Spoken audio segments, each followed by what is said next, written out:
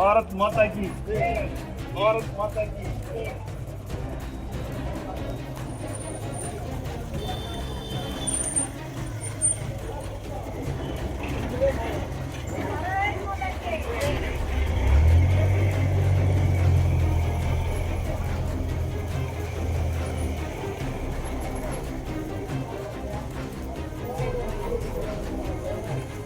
இழுத்து மூடு டாஸ்மார்க்கை இழுத்து மூடு 1000 கோடி ஊழல் செய்த செந்தில் பாலாஜி பதவி விலகு ஊழல் செய்யும் திமுக அரசே விலகிவிடு भारत माता की भारत भारत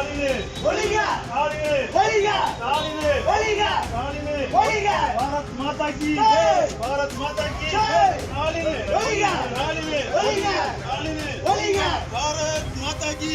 भारत माता की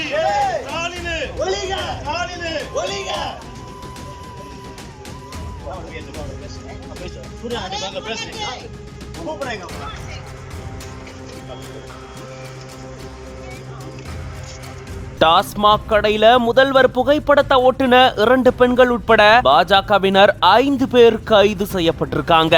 மதுபான கடையில முதலமைச்சர் புகைப்படத்தை ஒட்டின சம்பவம் சர்ச்சையை கிளப்பியிருந்த சூழல்ல அதிரடி நடவடிக்கை மேற்கொள்ளப்பட்டிருக்கு.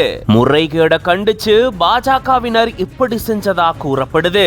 டாஸ்மாக் நிறுவனம் மற்றும் தனியார் மதுபான ஆலைகள்ல சோதனை நடத்தின அமலாக்கத்துறை 1000 கோடி ரூபாய்க்கு மேல முறைகேடு நடந்திருக்கிறதா அறிவிச்சிருந்தாங்க.